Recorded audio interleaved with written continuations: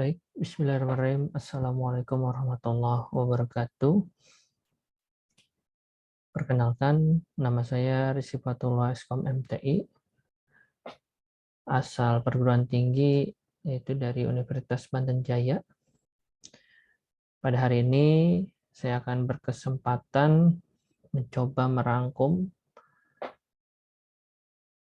tentang materi yang sudah disampaikan oleh Dr. Syihabuddin dalam kegiatan Pekerti pada tanggal 20 sampai 26 November 2021.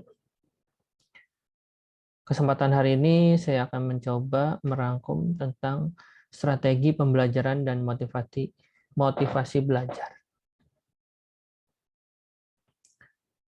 Secara definisi, banyak sekali tentang teori dari strategi pembelajaran.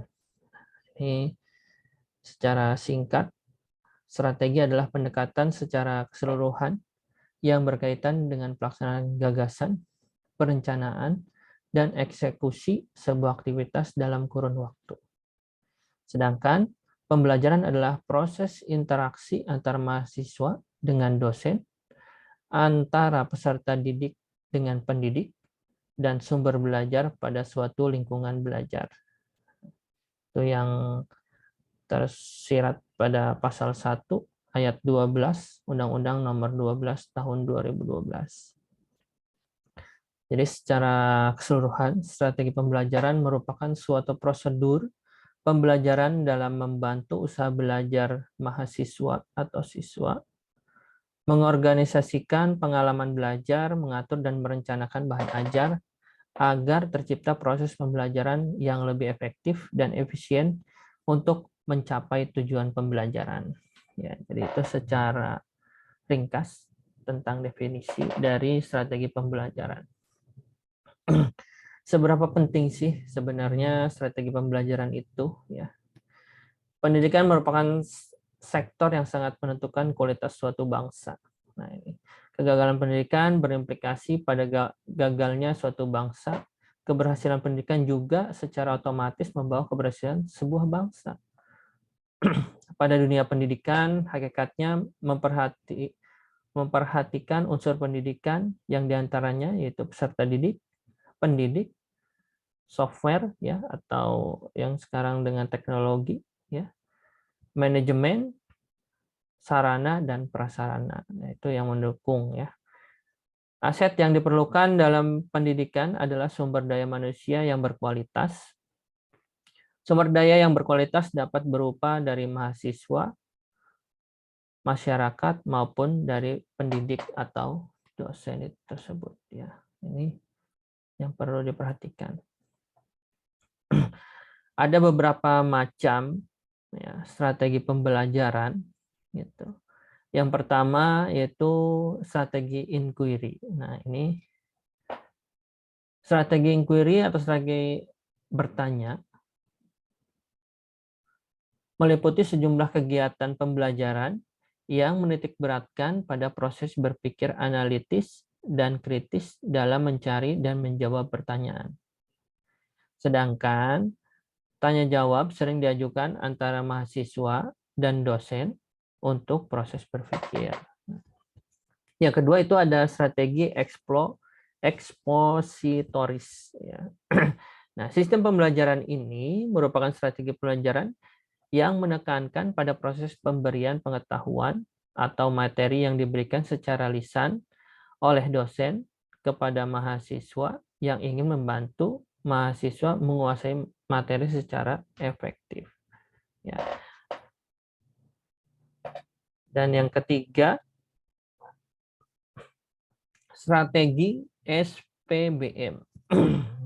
Model pembelajaran SPBM merupakan strategi pembelajaran yang memadukan beberapa kegiatan pembelajaran yang menunjukkan proses pemecahan masalah ilmiah yang mendasarkan pada psikologi kognitif yang dapat dibebaskan dari asumsi bahwa belajar adalah proses mengubah perilaku melalui pengalaman. Nah, ini. Yang keempat ada strategi kooperatif. Nah, metode pembelajaran JIS ini termasuk dalam rangkaian kegiatan pembelajaran yang dilakukan oleh mahasiswa dalam kelompok tertentu untuk mencapai rumusan tujuan pembelajaran. Strategi sistem pembelajaran kooperatif menggunakan kelompok kecil atau tim yang terdiri dari 4-6 orang memiliki latar belakang akademis, ras, agama, atau gender. Jadi, dan yang kelima, ini meningkatkan keterampilan berpikir. Strategi ini diterapkan untuk menonjolkan kemampuan berpikir mahasiswa. Materi yang disajikan dapat berupa membimbing mahasiswa melalui proses menemukan konsep sendiri yang harus dikuasai dengan terus menghadapi proses dialog dan menggunakan pengalaman mahasiswa.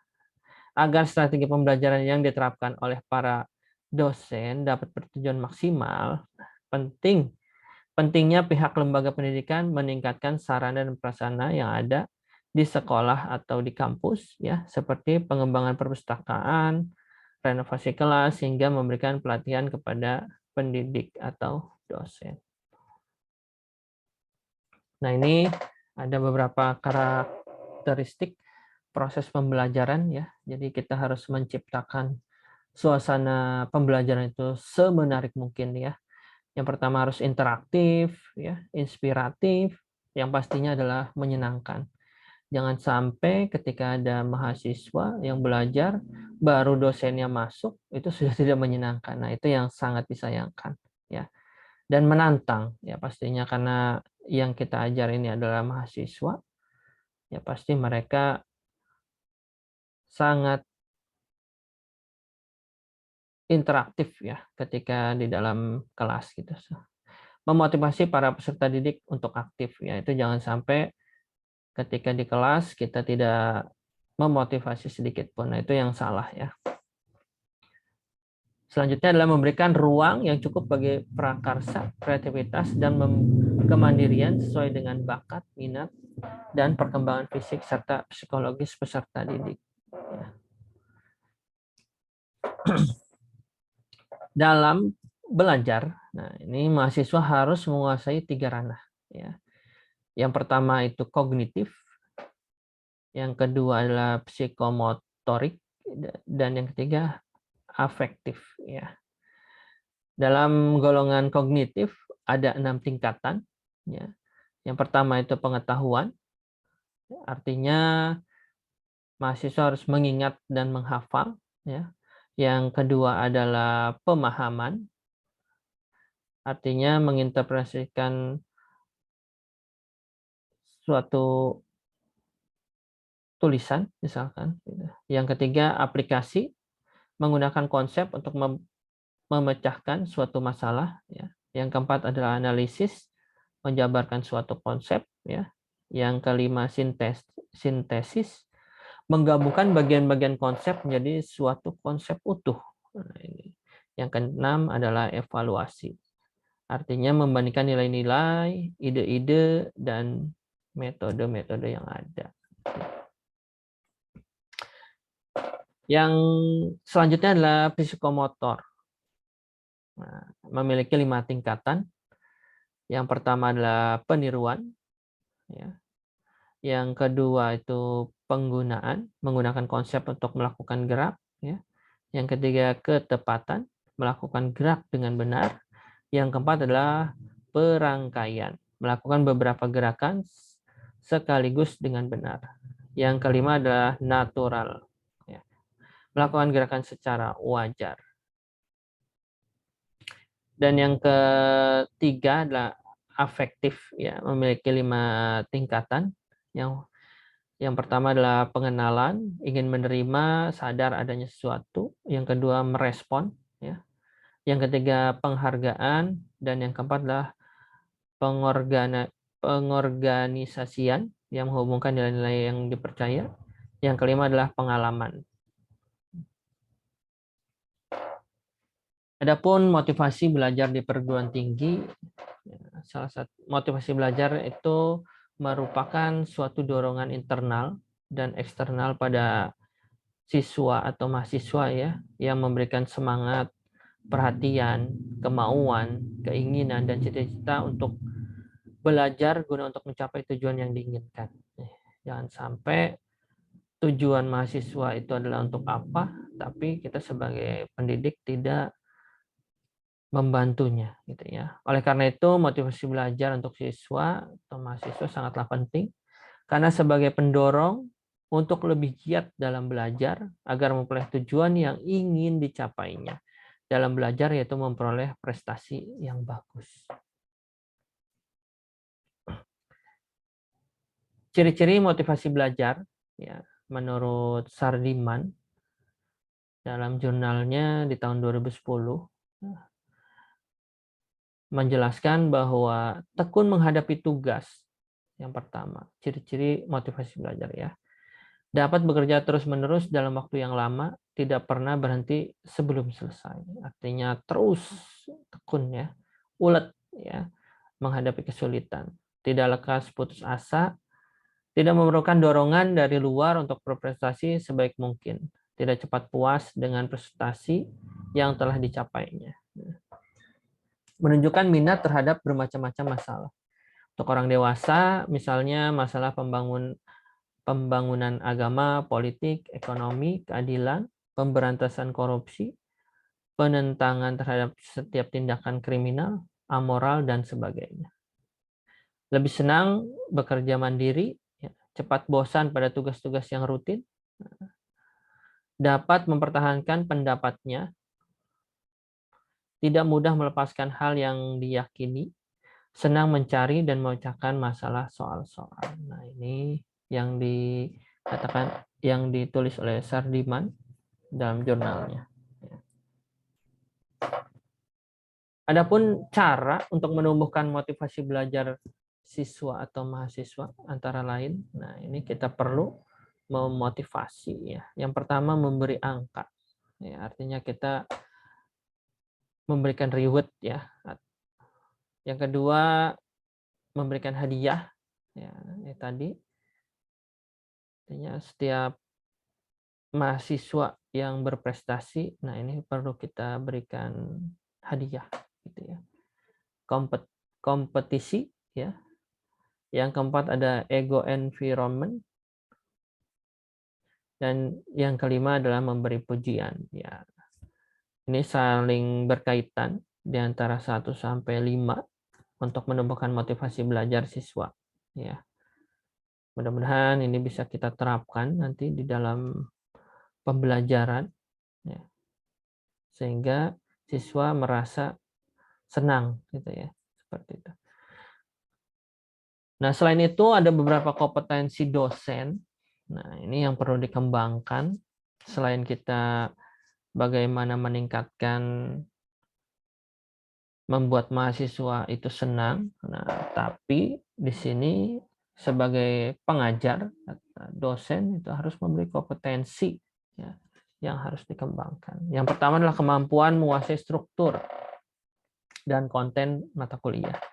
Ya, artinya kita harus punya pedoman ya sebelum mengajar supaya jelas capaian pembelajarannya sampai mana, ya mungkin RPS-nya harus jelas, tujuan pembelajarannya seperti apa. Nah, itu kita harus menguasai semua konten mata kuliah tersebut. Yang kedua, bagaimana pembelajaran mahasiswa tentang konten mata kuliah yang disesuaikan dengan karakteristik konten itu sendiri dan karakteristik mahasiswanya. Ya, kita juga perlu melihat psikologi dari siswa kita, ya, bagaimana cara mereka belajar, itu yang perlu kita ketahui. Ya, jangan sampai ketika kita sudah membuat pedomannya, ternyata konsep belajar mereka itu tidak seperti yang kita inginkan. Nah, ini kita harus punya kriteria lain, ya. Yang ketiga adalah dosen mengenali pengetahuan tertentu untuk mengajar. Ya, pengetahuan tersebut merupakan integrasi antara isi atau konten mata pelajaran dan pedagoginya yang menjadi suatu konsep tentang bagaimana topik, masalah, atau isu-isu tertentu disusun atau diwakili dan diadaptasi sesuai kemampuan dan minat mahasiswa yang beragam karakteristiknya.